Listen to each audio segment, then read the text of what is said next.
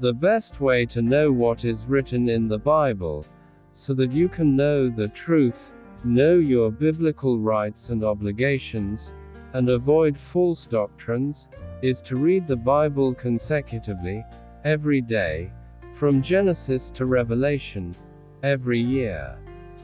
You can achieve that life-changing goal by participating in this Dr. Leesi Mitee's Easy Daily Bible Reading in 1 Year Challenge.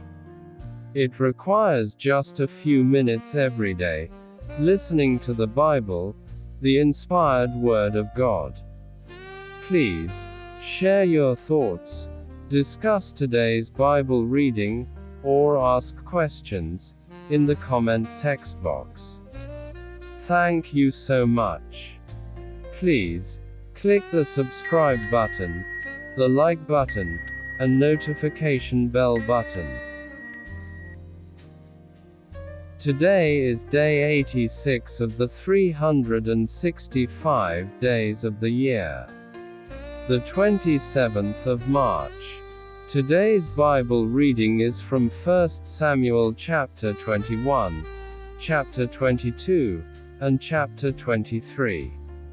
1 Samuel chapter 21. Then David came to Nob to Ahimelech the priest.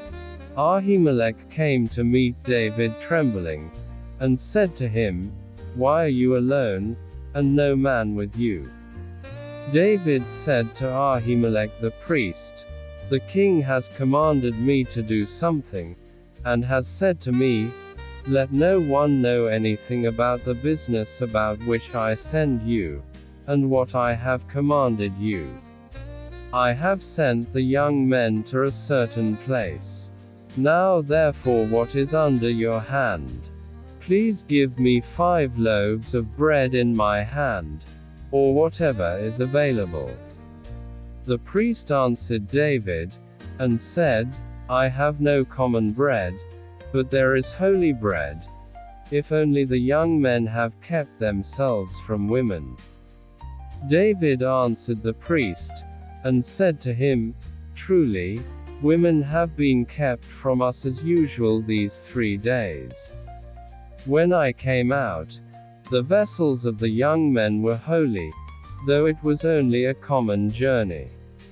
How much more, then, today shall their vessels be holy?"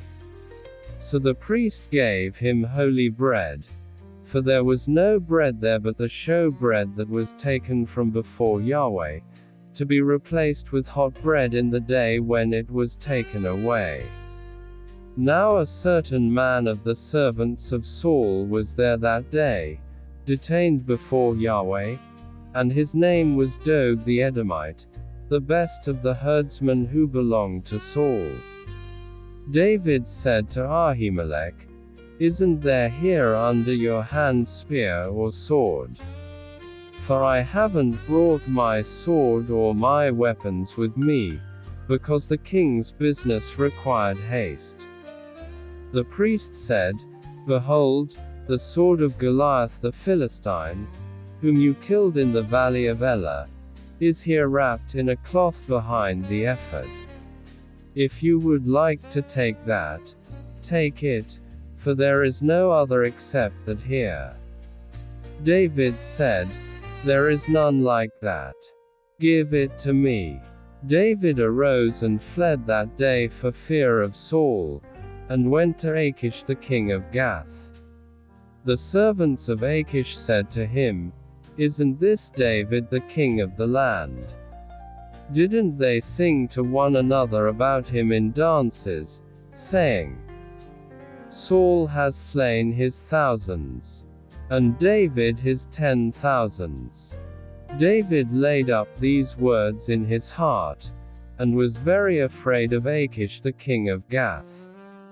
He changed his behavior before them and pretended to be insane in their hands, and scribbled on the doors of the gate, and let his spittle fall down on his beard. Then Achish said to his servants, 'Look, you see, the man is insane. Why then have you brought him to me? Do I lack madmen? that you have brought this fellow to play the madman in my presence? Should this fellow come into my house?" 1 Samuel chapter 22. David therefore departed from there and escaped to Adullam's cave. When his brothers and all his father's house heard it, they went down there to him. Everyone who was in distress, everyone who was in debt, and everyone who was discontented gathered themselves to him. And he became captain over them. There were with him about 400 men. David went from there to Mizpeh of Moab. And he said to the king of Moab, "Please let my father and my mother come out to you, until I know what God will do for me."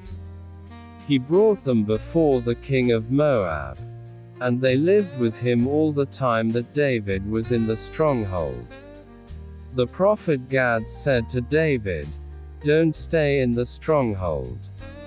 Depart, and go into the land of Judah." Then David departed, and came into the forest of Hereth. Saul heard that David was discovered, with the men who were with him. Now Saul was sitting in Gibeah, under the tamarisk tree in Ramah, with his spear in his hand, and all his servants were standing around him. Saul said to his servants who stood around him, "Hear now, you Benjamites. Will the son of Jesse give every one of you fields and vineyards? Will he make you all captains of thousands and captains of hundreds? Is that why all of you have conspired against me, and there is no one who discloses to me when my son makes a treaty with the son of Jesse, and there is none of you who is sorry for me, or discloses to me that my son has stirred up my servant against me, to lie in wait, as it is today?" Then Doeg the Edomite, who stood by the servants of Saul, answered and said, "I saw the son of Jesse coming to Nob, to Ahimelech the son of Ahitub. He inquired of Yahweh for him, gave him food, and gave him the sword of Goliath the Philistine." Then the king sent to call Ahimelech the priest, the son of Ahitub, and all his father's house, the priests who were in Nob, and they all came to the king. Saul said, "Hear now, you son of Ahitub." He answered, "Here I am, my lord." Saul said to him, "Why have you conspired against me, you and the son of Jesse, in that you have given him bread, and a sword, and have inquired of God for him, that he should rise against me, to lie in wait, as it is today?" Then Ahimelech answered the king, and said, "Who among all your servants is so faithful as David, who is the king's son-in-law, captain of your bodyguard, and honored in your house? Have I today begun to inquire of God for him? Be it far from me. Don't let the king impute anything to his servant, nor to all the house of my father, for your servant knew nothing of all this, less or more." The king said, "You shall surely die, Ahimelech, you and all your father's house." The king said to the guard who stood about him, "Turn and kill the priests of Yahweh, because their hand also is with David, and because they knew that he fled and didn't disclose it to me." But the servants of the king wouldn't put out their hand to fall on the priests of Yahweh. The king said to Doeg, "Turn and attack the priests." Doeg the Edomite turned, and he attacked the priests, and he killed on that day 85 people who wore a linen ephod. He struck Nob, the city of the priests, with the edge of the sword, both men and women, children and nursing babies, and cattle, donkeys, and sheep, with the edge of the sword. One of the sons of Ahimelech the son of Ahitub, named Abiatar, escaped and fled after David. Abiatar told David that Saul had slain Yahweh's priests. David said to Abiatar, "I knew on that day, when Doeg the Edomite was there, that he would surely tell Saul. I am responsible for the death of all the persons of your father's house. Stay with me. Don't be afraid, for he who seeks my life seeks your life. You will be safe with me." 1 Samuel chapter 23. David was told, "Behold, the Philistines are fighting against Keilah, and are robbing the threshing floors." Therefore David inquired of Yahweh, saying, "Shall I go and strike these Philistines?" Yahweh said to David, "Go strike the Philistines, and save Keilah." David's men said to him, "Behold, we are afraid here in Judah. How much more then if we go to Keilah against the armies of the Philistines?" Then David inquired of Yahweh yet again. Yahweh answered him, and said, "Arise, go down to Keilah, for I will deliver the Philistines into your hand." David and his men went to Keilah and fought with the Philistines, and brought away their livestock, and killed them with a great slaughter. So David saved the inhabitants of Keilah. When Abiatar the son of Ahimelech fled to David to Keilah, he came down with an ephod in his hand. Saul was told that David had come to Keilah. Saul said, "God has delivered him into my hand, for he is shut in by entering into a town that has gates and bars." Saul summoned all the people to war, to go down to Keilah to besiege David and his men. David knew that Saul was devising mischief against him. He said to Abiatar the priest, "Bring the ephod here." Then David said, "O Yahweh, the God of Israel, your servant has surely heard that Saul seeks to come to Keilah to destroy the city for my sake. Will the men of Keilah deliver me up into his hand? Will Saul come down, as your servant has heard? Yahweh, the God of Israel, I beg you, tell your servant." Yahweh said, "He will come down." Then David said, "Will the men of Keilah deliver me and my men into the hand of Saul?" Yahweh said, "They will deliver you up." Then David and his men, who were about 600, arose and departed out of Keilah and went wherever they could go. Saul was told that David had escaped from Keilah, and he gave up going there. David stayed in the wilderness in the strongholds, and remained in the hill country in the wilderness of Ziph. Saul sought him every day, but God didn't deliver him into his hand. David saw that Saul had come out to seek his life. David was in the wilderness of Ziph in the woods. Jonathan, Saul's son, arose and went to David into the woods, and strengthened his hand in God. He said to him, "Don't be afraid, for the hand of Saul my father won't find you. And you will be king over Israel, and I will be next to you. And Saul my father knows that also." They both made a covenant before Yahweh.